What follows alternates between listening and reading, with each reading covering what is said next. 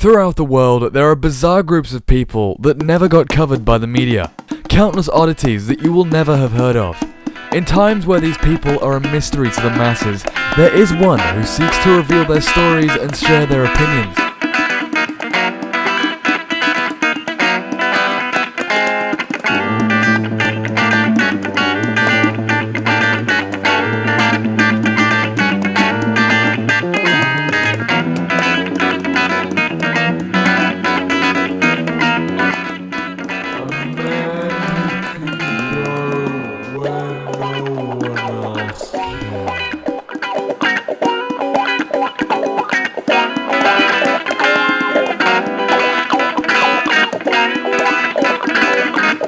A journalist so dedicated, he risks his life when he doesn't need to.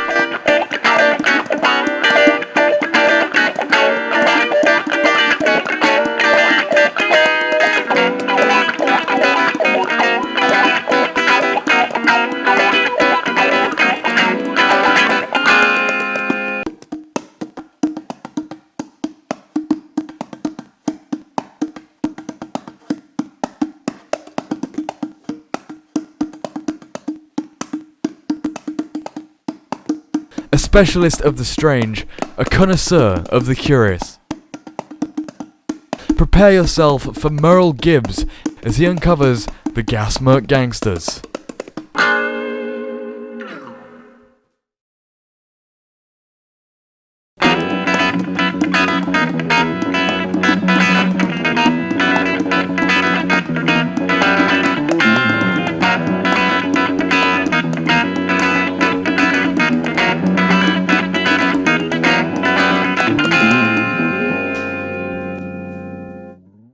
Tungolton, home to the largest hospital in Hampshire, the oldest park in southern England, and now the newest and most unusual part of this small town's culture, the bizarre street gang GasMarsk Gangsturs. I was sent to try and discover the reason for this group of violent people in the previously undisturbed town. Although I was, like most of us, not well informed of the intentions of this mysterious group, I was aware of some of their more infamous traits. Their blowtorching of local green areas, the devastation of flower beds, their enigmatic music, murmur rap, so called because of the poor acoustic quality that is achieved once their famous respirators are donned.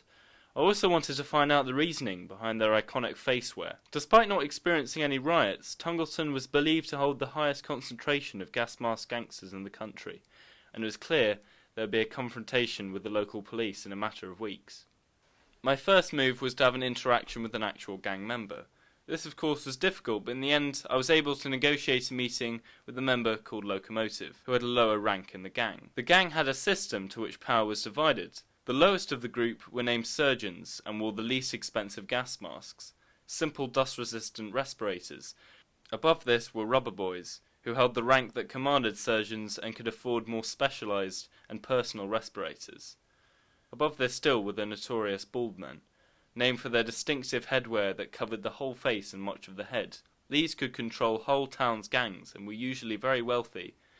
The head of the Tungolton gang was named Narside, and he gave very few interviews. Locomotive held the position of rubber boy, and had held the position for 3 years now. I decided to meet Locomotive in his house, as I thought it would give me a good insight into the private lives of the gang members, and hopefully would provide me with a previously unseen view.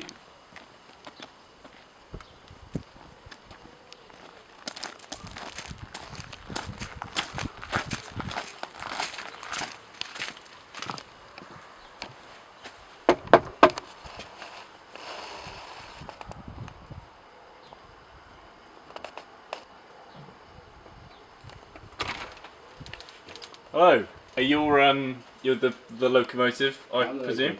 Yes, yes. Hi, good to meet you. Can I come in? You may come in. This is one of the systems green living area. Obviously, you have many a manner of things in here. For example, some books, this one, The Last Dragon's Day, is a favourite for my dear late father. We really enjoyed this book. Yeah, it's a good collection here. We got most of anything, books from all the way from torturing people to sex. What's this? This is my dear sledgehammer, you know. The preferred tool of mine, if you know what I mean. To my family, this nice gentleman on the left here is Thomas, my father. That's Percy, my mother. Them again, and these are some assorted cousins, Tony and Grant.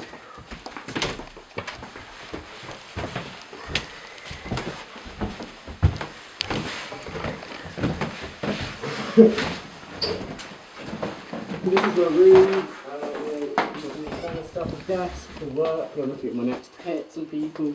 I've got my personal collection of books, which dry. Double bed for the relaxation, weights, because got a bulking season's on. Got a nice collection of music here. We got some the old royal blood, bit of catfish. Government of Gold, your Dice Straits, very nice, classics, yeah. Would you like to listen to some? This is one of yours. Yeah.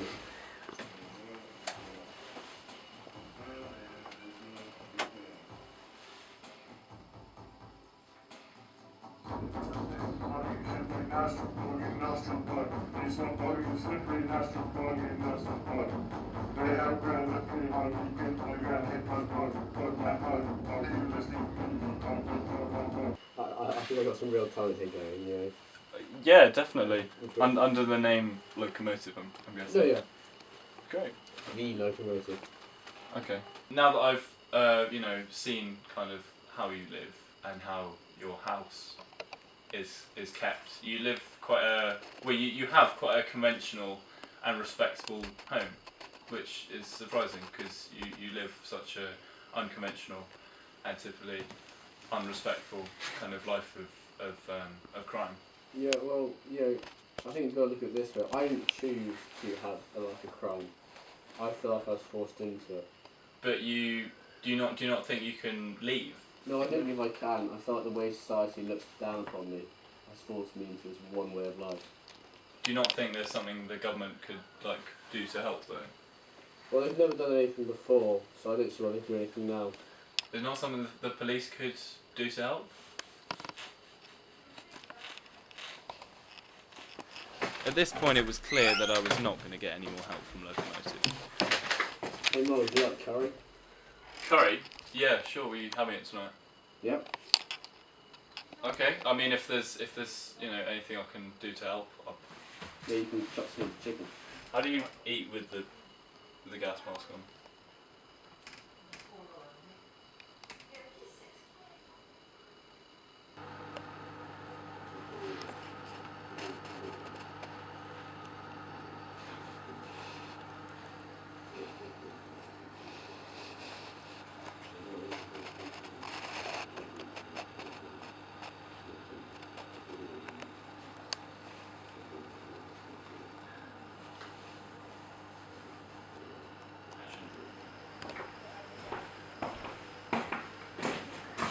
What's tomorrow we're going on. I just spoke to my friend Hello on the phone, and tomorrow we're going on a flame patrol. Would you like to come along? I think probably for my own moral preferences and to keep my position, I would not partake in the actual flame throwing itself. But yeah, I'd come. Yeah, sure. Good. Also, it's we're filming a new video for our new track. Sure. Yeah, that'd be pretty interesting. So that 2 o'clock tomorrow. 2 o'clock. The next morning, me and Locomotive headed out to meet Hannibal and the other members of the Flame Squad. I'd taken some precautions in order to ensure my own safety, and I was nervous to see what this infamous activity might consist of. So, Locomotive, I'll be right in assuming that you are a rubber boy. Yeah, that is my rank. What does that position consist of? What are your responsibilities? Well, as you can see, I'm in charge of the flame patrol here. I also have control over a couple of surgeons which are wear the white masks. Yeah? Yeah, and I can tell them what to do. Who's gonna be on the patrol with us today? Well, today we have Hannibal, who's going to play for our protect him level 3, and he'll be watching out for any pets. So, how often do you go out on flame patrol? Kind of 3-4 times a week, because we're got to ration the fuel for the flames, right? It's quite hard to get right. And also we want to make sure we get all kinds of people. Right. So it's a pretty tight operation, really. Yeah. Oh, look, here they are. Up here. Okay. You Merl? Yeah. And Nice to meet you. you from the GBBN? Yeah, I am. Yeah, 3M. Nice to meet you. Heard you're going to be joining us in Flame Patrol today. Yeah, I am. I was hoping to take more of a passive kind of part in it, but yeah, that's You look prepared. yeah. Well, my producer said I should probably wear this for my own safety, but. Alright, should we go then? So you're the actual flamer, Yeah, right? Do you have any moral problems with that job? not at all. We're doing it 7 years. 7 years. Yeah. Of this. Do you want to? Okay, sure. I'm not necessarily a violent person. I haven't burnt any houses down. We make sure not to char any, and we'd make sure not to injure anyone. But you are actually burning the property of other people. Well, yeah. Listen, Merl. It's important to mention that in the 7 years that we've done this, we've only ever burnt down 2 houses accidentally. We've killed nobody. So it's not my responsibility. I'm not going to take the blame for any of this. No, but you do admit that you're part of a group, the GasMarsk Gangsters, which have killed a lot of people in the past. I didn't kill anyone. I'm not going to take the responsibility for it. Yeah, but how can you say you're innocent if you're part of something that has, that has resulted in death? Because we're coming up to the first house now, okay? Let's just do this. All right. Guys, I'm going to head down. Tell me when we get going. Yeah. Do you want some help? No. Right, we're all saying that, we should step back. Yeah. Oh, sure. You ready? Yeah, I guess so. Good. We're all good. You all set up now, Han? Yep, we're ready. Right, stand by. Engage.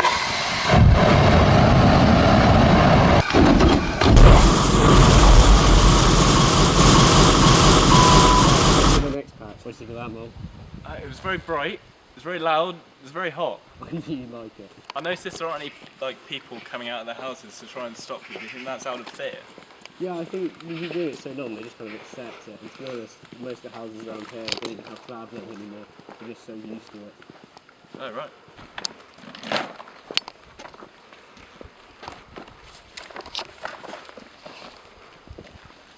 After a while of this torching of people's gardens, Hannibal tried to convince me to take part in the next activity of the day, hammering hedgerows. I just don't want to do I'm it. not asking you to burn anything. I just want you to wipe this one flat. Do you want me to demonstrate? I just don't want to damage anyone's... Just one flower. It's the weed. No one even wants it. One weed.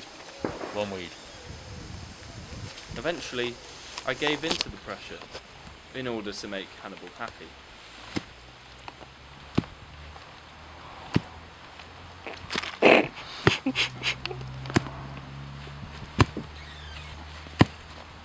How was that?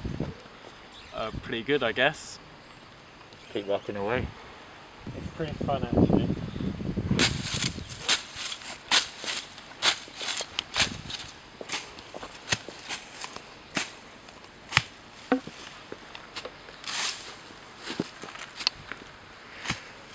And despite what I thought previously, I was actually enjoying myself. This continued for a while, and while I was by no means supportive, I couldn't deny it was very precisely operated. However, it seemed somewhat aimless. The task seemed futile. There were not nearly enough of them, and the leaves would grow back soon after the gangs had beat them. I was still very much looking forward to the music video filming, as hopefully arson or some criminal charge wouldn't be a risk. With no further ado, Locomotive rejoined us, and we set off to the filming location, which appeared to be a refrigerator dumping ground. We then met up with the crew we were going to be working with, Goose, a backing dancer, and Ski, who would be filming, but also occasionally made music with Locomotive. Me and Han would be in the ensemble, doing various dance moves, I was told. I have to ask that you wear gas masks, because all members of the crew wear gas masks, just to really prevent a front of unity throughout the group. Of course. Is this Yeah, there's one right here. Okay, cool. Have I got this on right? That's good. Yep, looks about right. Alright, brilliant. Is there any like voicing I'm going to have to be doing? No, not really. I think it's just mainly me and just all my ensembles, so Alright. really get the whole video effect. I then had a look at the lyrics for the track we would be performing, which was named Nozzle. It had prevalent usage of the words nostril, nastril, had Bible verses, and used the word bog excessively.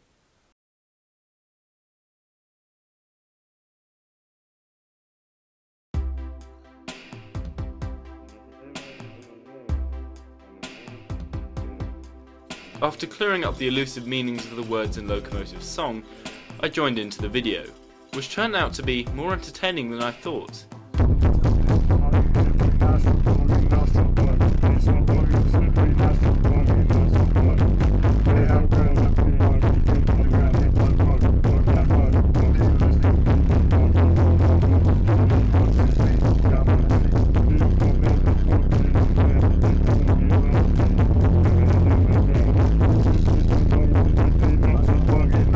Along with the fact that everyone was clearly having a good time, there was passion and even pain in Locomotive's delivery of the music.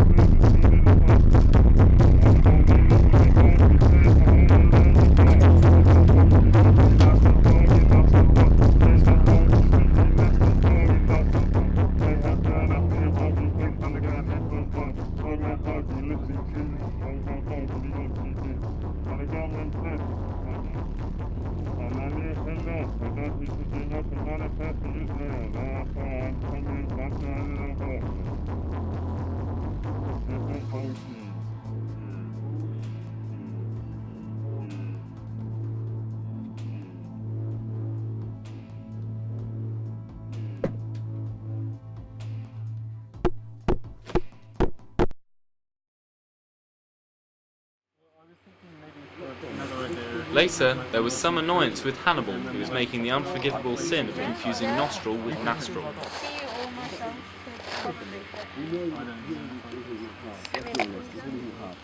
Look, mate, I think you just take a break. Take a break, go over the scripts, because you're making some really easy mistakes that we can just fix right now. No, I think you're being pretty picky here. It's so easy to confuse those words, you won't even be able to hear them on film. If you go through life saying that, you'll never get anything done. Come on, it's really not that hard. You're criticising the worst bits. The way I said, to behold an Israelite indeed, was the best bit yet. That's the whole point of criticism. Of course I'm going to criticise the worst bits. Merl, what do you think? Since when did his opinion matter? Is this about the differentiated nostril and nastril? That's part of the problem, but he won't admit it. Oh, Locomotive, I just say that those words are quite similar. Why can't you just like dance and not say the words instead? So you want me to just dance? Well, it doesn't too hard for you either. That's quite a negative atmosphere you've created there, really. If you treat him better, you're going to get a better performance. Oh, that was really nice and all, but we don't need no help from no teeth.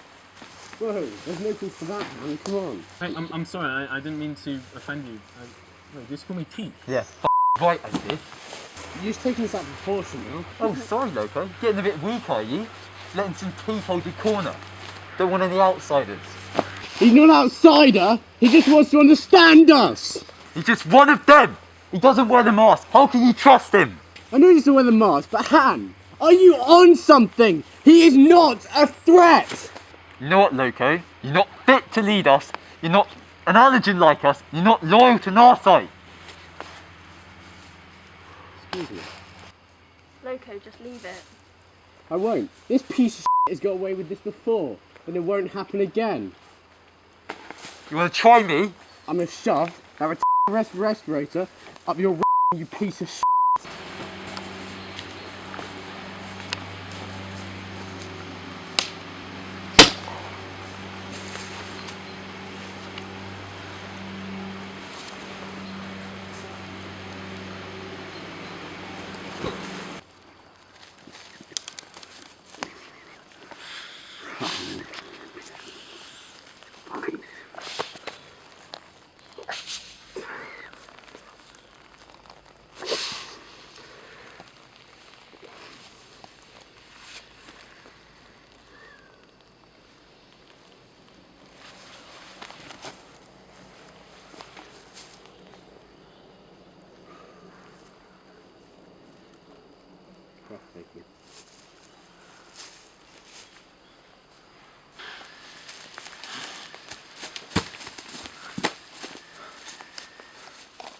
Loco, you killed him! Merl.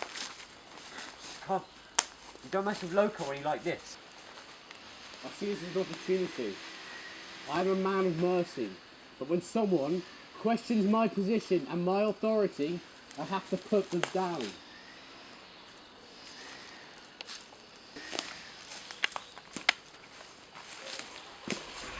Come here!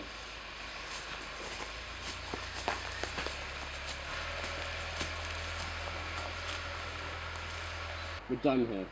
Wait. I'm tell you something, Merl. Try and put all of this into perspective. What is it? Loco, you sure about this? Loco, you broke my mask earlier when you slapped me. Don't interrupt me. He needs to know. The people need to know. Merl, you know when I told you I didn't have a choice? Yeah, I think so. I meant it. I was born like this. I've my whole life not been able to breathe air. That's why I wear a gas mask. That's why we wear a gas mask. We're the subjects of an awful ailment, and there's nothing we can do about it. That's a lot to take in, Locomotive. Merl, call me Loco. You'll find it's much quicker to say. Loco, okay. So you're saying you're allergic to what? To air? To oxygen? Not oxygen. No, not oxygen. Pollen. Wait, what? From like plants? Exactly, that's why we burn the plants, see? So they don't poison us. It's a disease we call hay fever. It's an allergen. It's become an insult in our community. That's why Han called me that earlier. Other things such as teeth and nose are also insults if they cannot be seen beneath the mask. You get the picture. Is it contagious or genetic disease? Well, there's a lot we don't know, but we do know it can't spread to other people. But that's awful. Why can't the government do something? Why don't they give you a cure? They would never do that. They've never taken much care of us before. They waste all their money on the science projects and the police. They care nothing about our health. It makes us turn against them. That's why there's likely to be police confrontations. Will you get punished for telling me this? I haven't told you that much. Not enough to be taken out anyway. What are you going to do about Han? No side will understand. This isn't the first person you killed, is it? Unsure what to do now, we shared an uncomfortable silence staring at each other. Looking into Locomotive's eyes, I could see a colder, more harsh side to him that I hadn't noticed before. But also pain. It was fleeting, but I also thought I detected remorse in his facial expressions. We left the filming location without saying anything.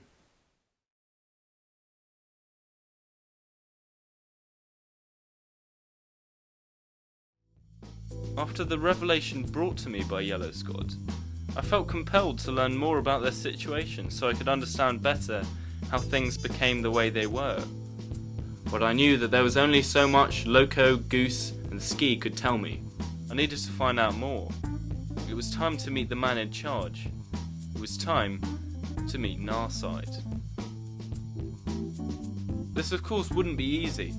The man was seclusive and had not appeared in any news outlet since his election as gang leader. So Locomotive gave me a list of numbers, and slowly I began to find a way to get talking with the big man himself. Between calls, I decided to interview the owner of the bed and breakfast I was staying in, Gabe, who had had his flower beds torched a few weeks ago by some of the gang members. Where'd you get the money to have this on your own? Anonymous sources. Really? Yes. Okay. They want it back. Right. We've been trying to get the gardener to come round, but I think he's made a runner. What's that? Oh. They left that here last time they came. It's butane. So, how many of them do you reckon there were? Between 5 and 10. They all came down that road and they took the whole patch. See, there's none left apart from that black spot. Yeah. Spot. And how does that make you feel? Not too bad, really. I don't really like flowers, so. And how do you feel the gangs are affecting life around here? To be honest with you, Merl, not massively. There's not really enough of them to do any effective damage, so Sometimes they come in and whack the hedges a bit, but it doesn't really do that much to the hedges, so I'm not too bothered. Why do you think they do it? Just entertainment value, I guess. Some people drink ale to pass the time. Some people play music to pass the time. And some people desecrate hedges to pass the time. Right, and what do you do to pass the time? I like to play guitar with my cowboy friend. But overall, the gangs aren't a threat? It's not that bad as there's not many of them, and as long as I don't have flowers, they don't bother me. After a puzzling conversation with Gabe, I got a brief idea of how the gangs were seen around here, maybe suggesting that they weren't as threatening as the public perceives. Afterwards, I turned to pressing for an interview with a hopefully more cooperative interviewee. Let me in! Gabe, get out! This is my house! Gabe, I'm on my phone, get out! Yeah, but this is my house! Get out! What have I told you? When What I'm on do the you mean? phone, you don't interrupt me! This is literally my house. Get out! No, this is important. This is more important than... Get out! Ow! Ow! Get out! Ow! Get out! What have I told you? When I'm on the phone, you don't speak to me! Go!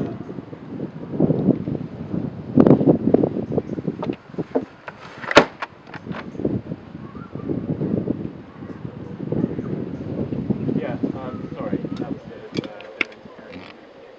yeah, you still interested? Yeah, no, that's fine. Have you got any other numbers? When eventually the day arrived, I was somewhat on edge. The stories surrounding the man I was about to approach were terrifying, but also made me dubious on their factuality. For example, one myth surrounding him was that he had once single-handedly levelled a village park with no more than a wood-chopping axe. I was told by a Locomotive that he had a short temper and wore clothes that I would find confusing and intriguing. I was also informed that I needed to bring a tea bag as a special offering for him. I appeared on the street the Narside was said to be living on, and at once were greeted by numerous insults and threats, brought on by a group of surgeon gang members.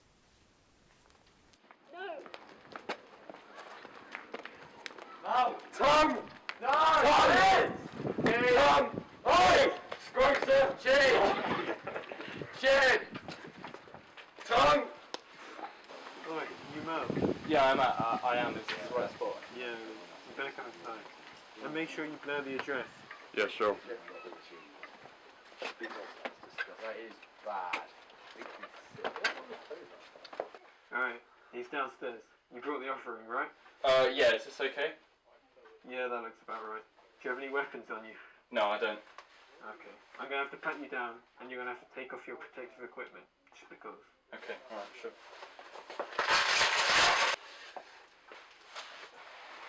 Comes out. Yep. Alright, you're ready to go on now. Just don't ask him anything he doesn't want to answer, and really, really don't scare him. With this ominous interaction, I proceeded downstairs to my fate.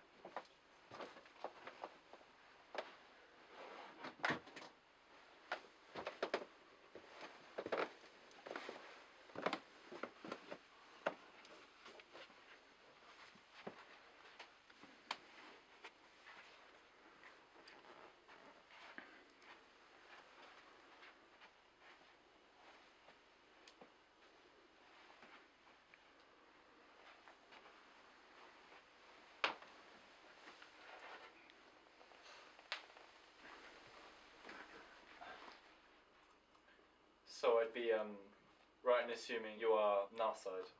Yes, I'm Narside. And would I be right in assuming you're Merl Gibbs? Yeah, that's right, I am.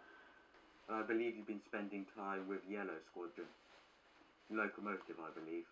Yeah, that's right. I'm told to bring this. I hope you get something else of it. This is adequate. Got da!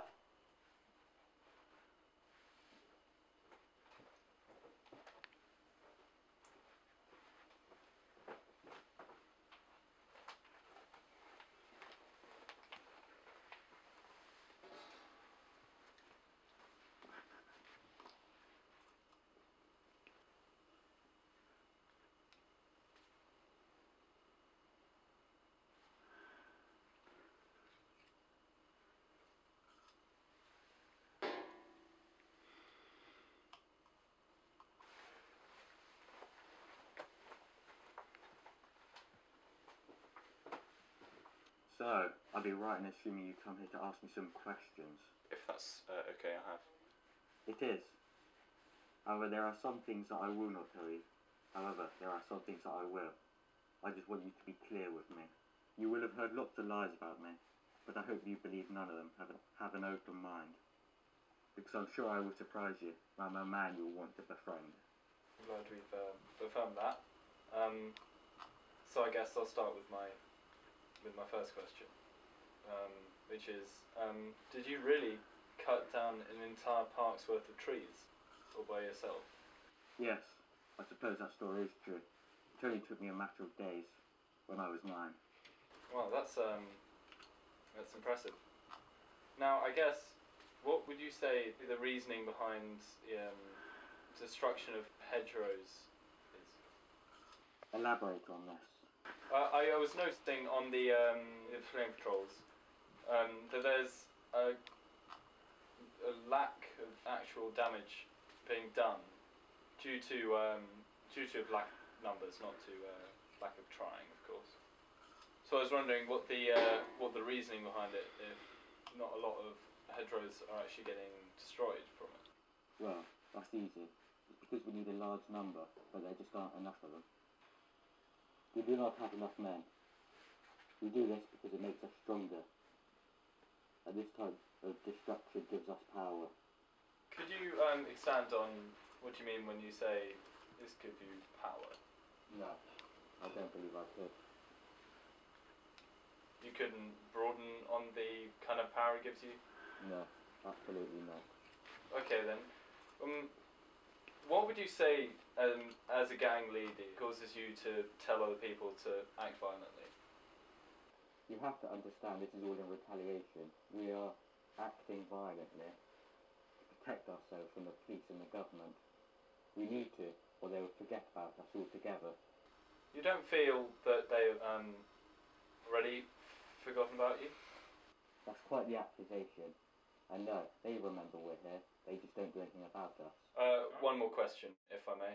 No, I think I'm entitled to a question now, don't you? Well, do you think maybe I could ask my question first? No, I don't believe you could. Oh, okay then. Do you fear us? I'm sorry, I don't quite see what you mean. You understood me perfectly. And do you? Do you fear us? Do we scare you with our mask and our groups? Does it scare you? There are people far worse off than you who are willing to do something about it. We are the victims. We are the dogs of society. And once people hear there's rabies going around, they'll want us off the streets. So what you can't see, Mr. Gibbs, is what you don't want to see. I'm not accusing you now, Sud. I'm just saying that surely the cure for hay fever is murder. So he told you? Yeah, he did. No, that's okay. Actually, it's good. Even though you may understand the cause, you'll never understand the effects. You know how hard it is to wake up in the morning, put a gas mask on, and then go out when the sun is shining? You know you can't eat in these things. You have a reason to be angry. Surely you don't think it's okay to heal for some mild annoyance? Mild annoyance? You're not listening, Mr. Gibb. You don't know what it's like to wear the mask. But while we suffer, something else comes with the mask. Power. With the mask, we are one. We are no longer sorry-looking people with blocked noses. We have anonymity. We can get away with things. It makes us something we couldn't be before. Strong. Regardless of what you think it is the small liberation we have.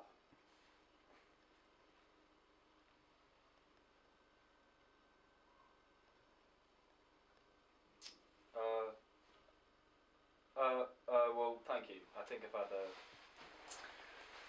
a lot to explain to me. I'm not going to shake your hand.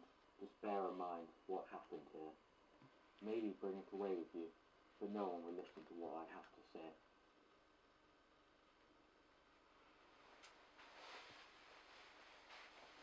It was now time to leave, and I understood the situation in Tungolton much better.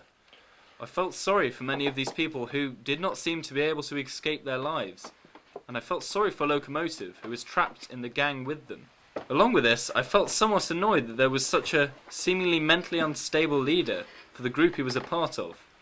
And our side seemed dangerous, and I was worried what he could do with the power he had.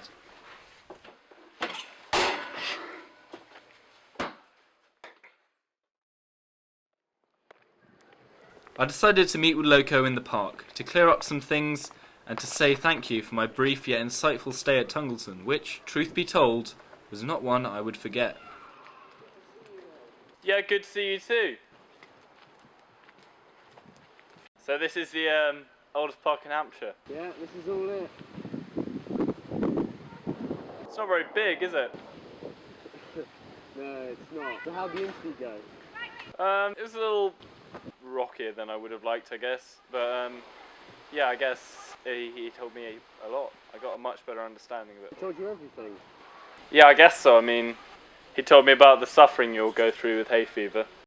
But he also kind of told me about the violence there is surrounding it and why it's, I guess, needed.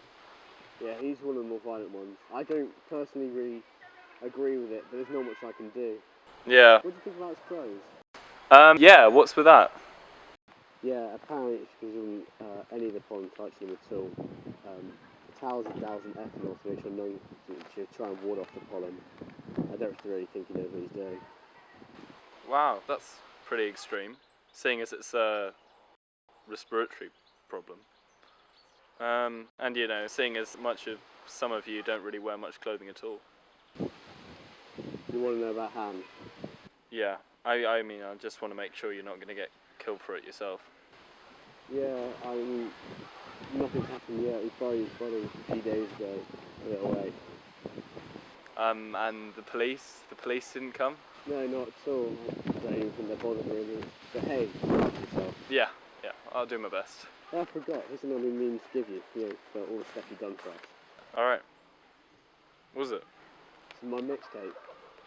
Oh, wow. Brilliant. I guess I've got to go now. See you, Loco. You too. Looking forward to seeing the documentary. Yeah, I'll let you know when it comes out. Bye. See ya. Alright.